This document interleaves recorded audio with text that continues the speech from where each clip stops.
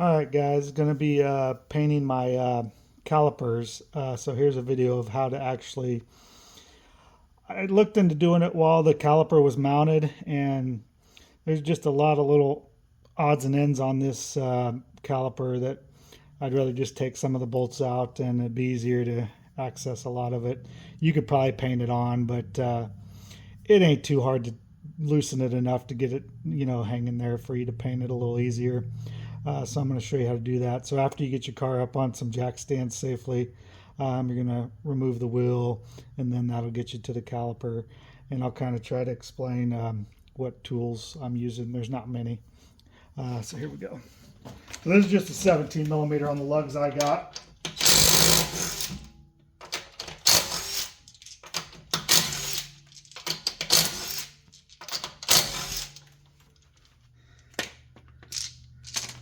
Put this out of the way.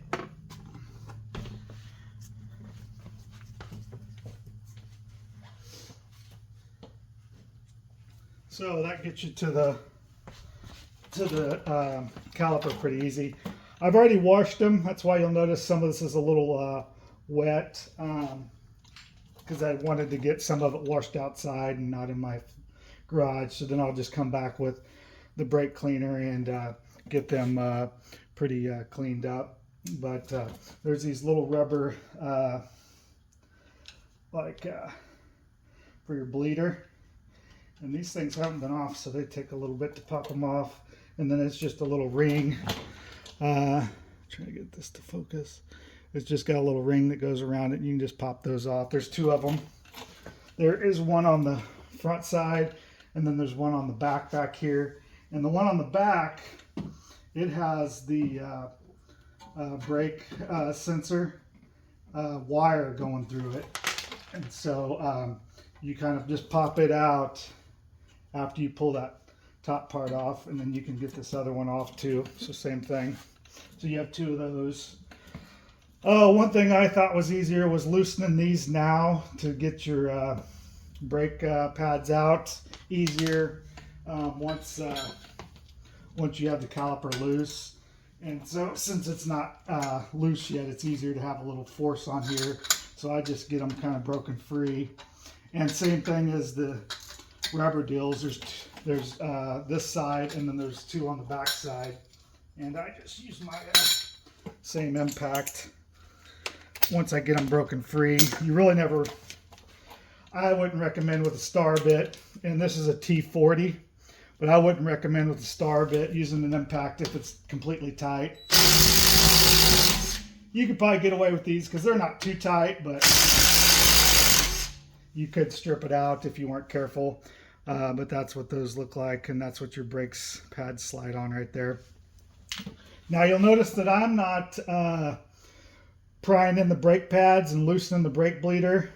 That adds a little more to it. Since I'm not replacing the brake pads or the rotor, it'll come loose without any pressure on it right now. So I don't really even have to mess with letting some fluid loose, because then you got to worry about getting air in the line. It's just a little more hassle. So that is one step that you'll see on some of the other videos that you really don't need to do.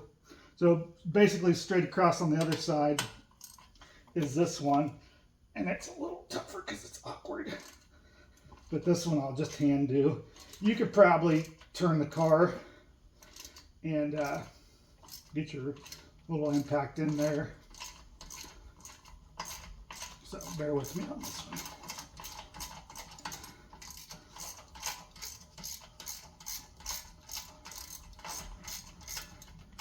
It's probably loose. It's probably just catching with the pad a little bit. There we go. Same thing. It looks the same way. Same T40 star bit. So there's three of those out, and then the other one's directly across from this one.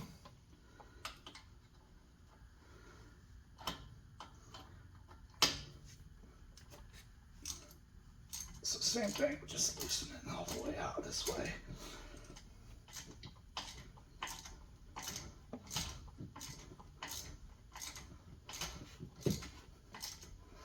Some of them are snug. So if you don't work on cars a lot, This might be a little over the top, but it's not too bad. It'd be a lot easier if you have a lift, I'll tell you that. I was going to pay somebody to do this, but nobody wanted to do it or call me back, so I'll probably save a little money and do it myself. So there's those, and then there's these metal things that actually hold in the tension on the pads too. Those just kind of tap out once we get to that point. So now I'm going to take this and move it for you. So now there's these style, there's two of those that you could, trying to keep this from falling. Two of those that you have to have a special tool to take off, and you could take the caliper off with that, which would probably be a little easier. But in my case, there's two bolts on the back side, and I am going to grab my key, and we are going to try to turn the wheel a little bit. Actually, I don't even know if I need my key. But I noticed the steering on this, even with the other wheel off, it likes to creep back some. But that'll give us a little more room to get the next bolts out. And there's two of those. And we're going to do a 21 millimeter. And this one's, these are tighter. So I'm going to pull this back just so you can see. But they're on the back side, and I have a, I don't know if you saw these pipes laying over there, I have a cheater bar. And one of these, the brake line's back here, and it's a little tight in there, so you got to be careful. And we'll unplug this here in a second, once I can feel around for that bolt. Okay, so it's deeper inside, so it's way down in there. And I just have a little extension on this. I can get it in there, this brake line. Better yet, what we'll do, and I can't show you this because it's way behind there. There is a brake line that comes through, and there's a little clip. I'll show you once I pop it off. It's not rocket science. Just a little clip like this that it just slides in. You can just grab it with the screwdriver right here and pry it out, and that kind of holds the brake line into a little holder, and that'll give us more play. Now that I can get the socket in there, because that line is like directly right where the socket's at. So there we go. I might have to use a cheater bar, but my problem is it's an awkward spot, so I'm going to have to move some stuff, guys. Sorry. The other side was a little better because it was the passenger side, and you could grab it easier. So, because I can get to it a little easier on the other side. So I'm just going to use my cheater bar. And you want to make sure you don't slide off the socket there. For one, you can bust your knuckles. So there, once you get that a little loose, I would say this would be the toughest part if you haven't worked on a car. Is it just takes a lot of awkward strength to get in here.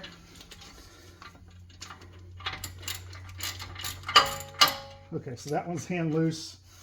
I'm going to save them on there for a minute because we still got to take off that wire. Okay. And this is so awkward on this side. Man, the problem is I don't have much room here.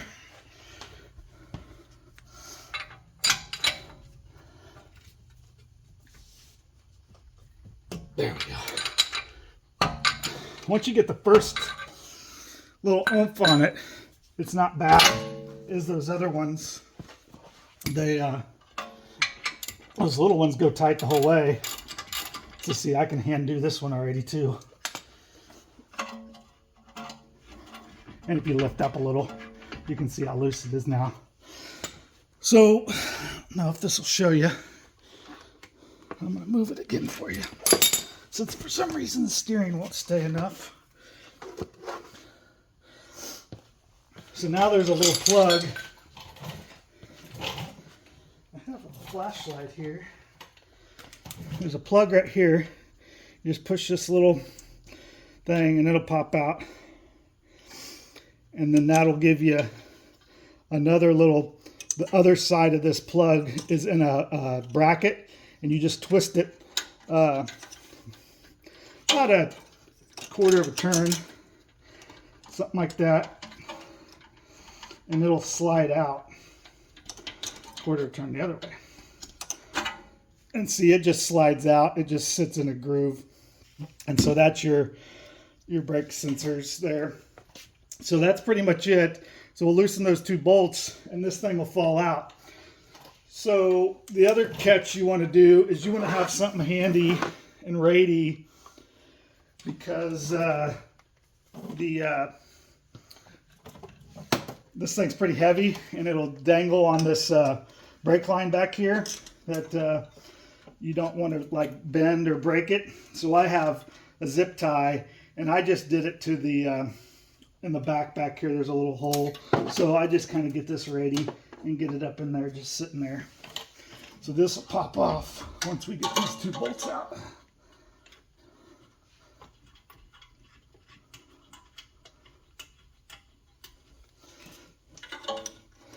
This top one's just in an awkward spot. And I'll try to spin it enough so you guys can see what I mean once I get it loose off here.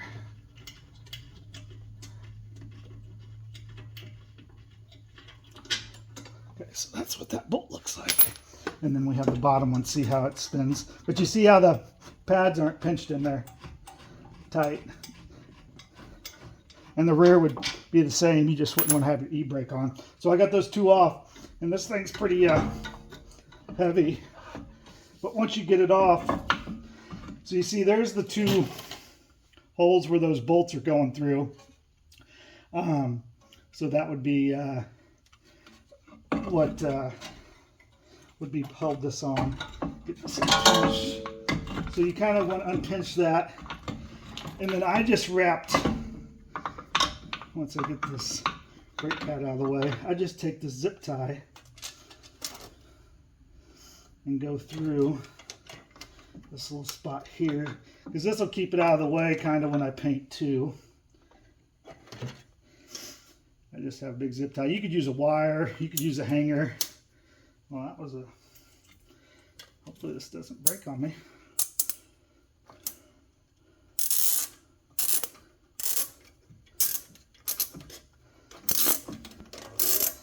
Trying to be careful so it doesn't break on me. So that'll hold it there, and I'll probably readjust it a little better once I get the pads out.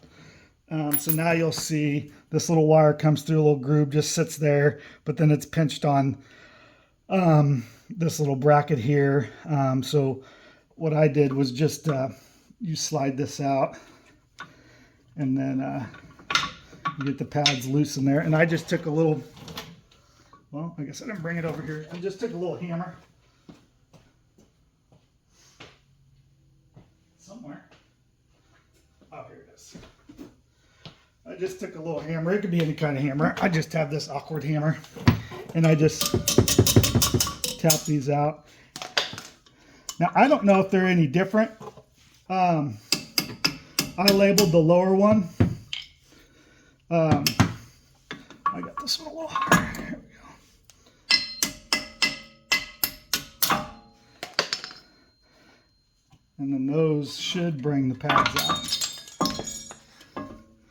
So you see there's a little jumper. So you just want to be careful pulling these out, because you could rip these wires, and that hooks onto that clip. And here's the lower one.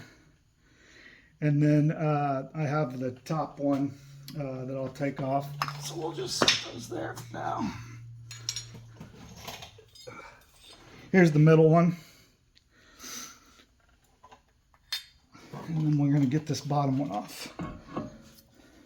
And it just kind of, they just pinch in there. You barely even have to tap them. And that'll be the top one. And I'm going to go write that down just so I don't forget. So give me a second.